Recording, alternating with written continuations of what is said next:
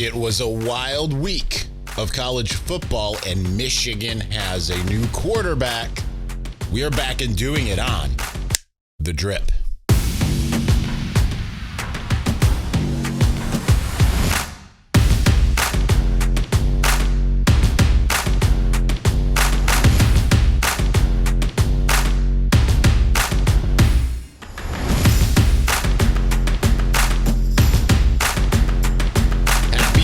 To all of you college football, Michigan football fans, we have 2 weeks of Michigan football in the books, at least. Some have 3, and one of them that has 3 doesn't have a head coach. That's Nebraska. And they are hosting Oklahoma this next week. So it's going to be interesting to see how that all shakes out for them. But Michigan does not have a problem, especially now. J.J. McCarthy is the new starting quarterback for the University of Michigan. He made his week 2 start. Jim Harbaugh said after the game he's earned week 3. Asked if going forward, now I do feel like we're going to get some kind of maybe either backtracking or clarity on this here. We have a press conference with Jim in a mere matter of an hour from when I'm saying this right now. But I feel like he's going to try to keep the competition somewhat open to some degree, but it does seem like J.J. McCarthy is your obvious starting quarterback. So obvious. So it's no knock on Cade McNamara. I feel truly bad for Cade McNamara, but this is the right, wow, lost my voice. This is the right move for Michigan at this time. And certainly there's going to be people out there. I've had these conversations of, they're worried about a team captain being benched. They're worried about locker room chemistry. Listen, nothing solves all that more than success. Touchdowns, winning, all of that, right? You saw how that offense moved against Hawaii. Now, it was Hawaii. That is a caveat. But J.J. McCarthy was perfect. He was, as Jim Harbaugh said, flawless. 11 for 12. The only incompletion was a ball that hit Ronnie Bell right in the hands. So, and you could sit there and you could look at it and really overanalyze and say, well, like, it was slightly behind him. Yes, it was on purpose. If you go back and rewatch that throw, it was to evade the defender. He put it where only Ronnie could get it. It was brilliant. Massive, massive difference from J.J. McCarthy last year to this year. It was 4 for 4 in week 1, 11 for 12 in week 2. He's throwing with touch. He's aligning the people around him. Week 1, that massive, amazing touchdown throw in 2021 that everyone was fawning about was in part because he did not know how to align the offense correctly and get the protections in where it needed to be. And thus he ended up scrambling. Made a huge play. It was unbelievable.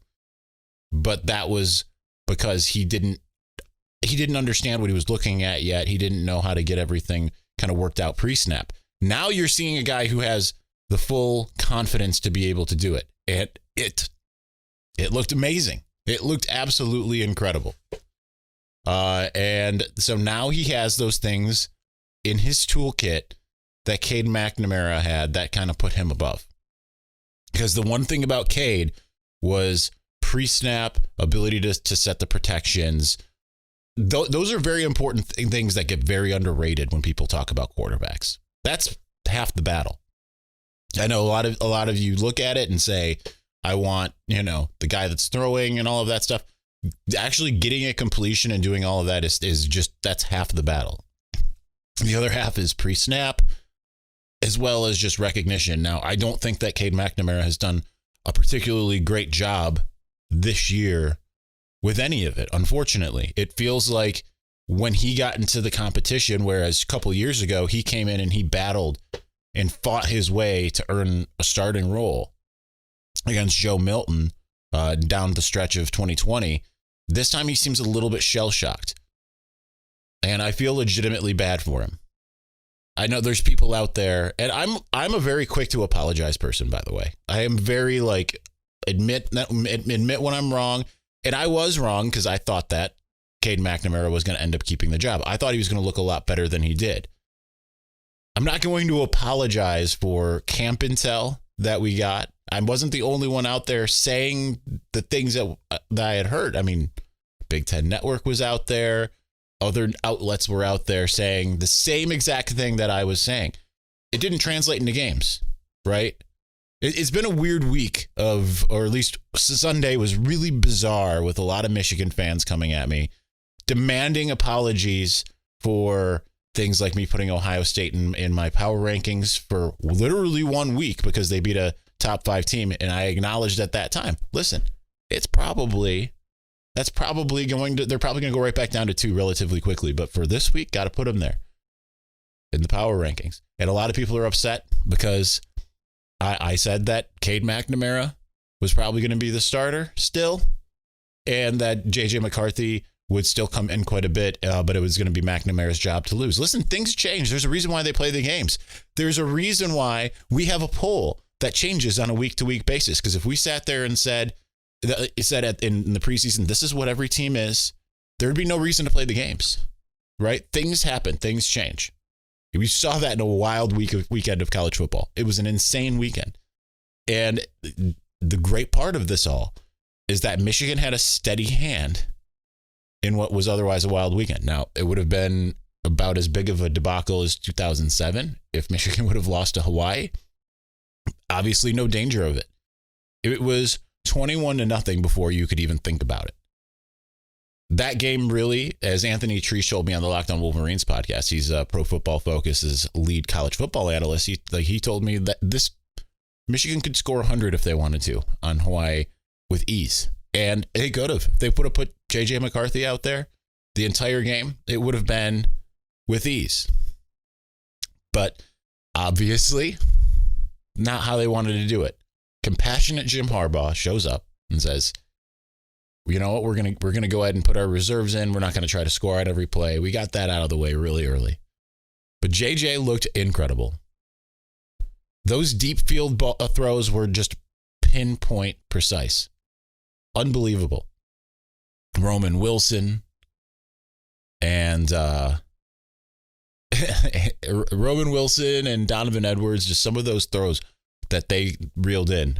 Incredible. And now teams have to be looking at Michigan and sitting there and wondering, do we have a juggernaut? Like, I understand this was against Hawaii, but now we have a 2-game sample size of JJ McCarthy going out there and doing the types of things that, I mean, CJ Stroud didn't do them against Arkansas State.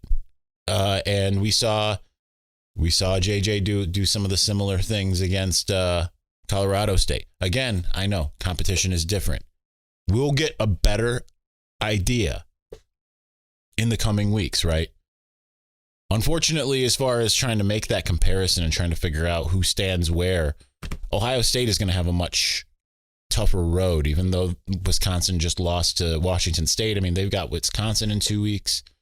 Michigan, as far as playing a really good defense, Iowa is going to be the barometer. Iowa, as bad as they've been, still really good defense. So if JJ McCarthy can go out there and complete 65% of his passes against Iowa, then you know it's probably completely legit.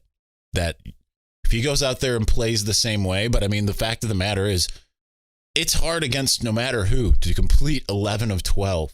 I mean, he is the 3rd highest ranked quarterback in all of Pro Football Focus. It's been an incredible feat so far.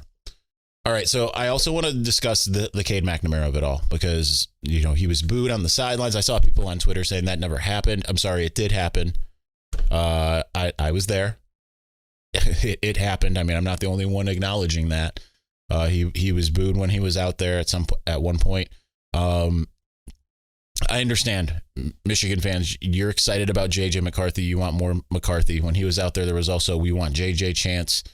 And it was the game was completely over at that point. It was 42-0. But Cade deserves your respect. And there's a lot of people out there that say that that Michigan won in spite of him last year. That is just not true. He was not nearly as bad as last year, and he has not been good this year. I'm not saying that that's I don't think that everything is his fault even this year, even this week protections broke down twice. It might be partially his fault for not being able to align things, but I mean, he stood back there for a couple seconds, and I felt like there were some offensive line issues as far as execution, less so than getting people properly aligned. But Michigan won in large part because of Cade McNamara. Yes, it also won in large part because of the defense and all of those players that went to the NFL. It also won in large part due to not Eric All. I was just thinking of the past Eric All against Penn State. It was also due in large part due to Hassan Haskins. If you take Cade McNamara out of that equation, you plug in, name the Michigan quarterbacks you don't like. Not all of them, because I think that, you know, some guys that were highly underrated like Wilton Spate, but if you take some of those quarterbacks, if you take I'm not going to name names, but you take some of those quarterbacks that you have spent years railing against and you put them in the situation last year, chances are Michigan doesn't win. They might lose an extra game, which keeps them away from doing those types of things that they absolutely needed. He made big throws at opportune times. He made big throws against Ohio State. He made big throws in the Big Ten championship game. He made that throw to Eric All. I know Eric All did a lot of the work, but it's still the recognition and the ability to deliver on that Cade deserves that type of respect. He was a gamer out there. And what's more, he had the respect of the locker room. He was a leader for the offense, right? He was a team captain. Well, this year he is, but he was kind of an honorary team captain last year. He really galvanized that group. And you talk to anybody that was on that team last year, they'll tell you that once he came in that Rutgers game in 2020, and they were in the locker room, at that moment when he made that post-game speech, he galvanized the team. He galvanized the offense.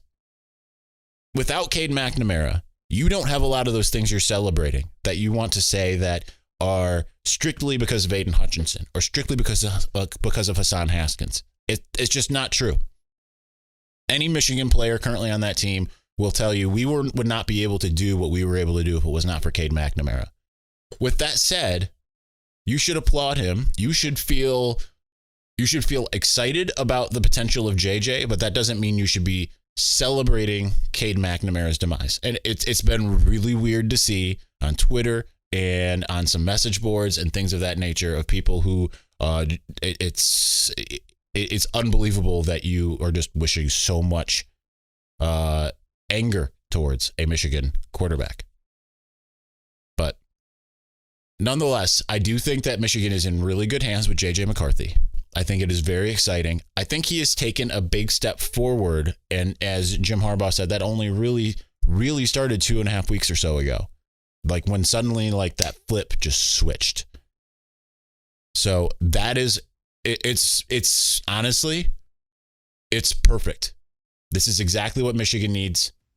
Hopefully it's at the right time. You know what I mean?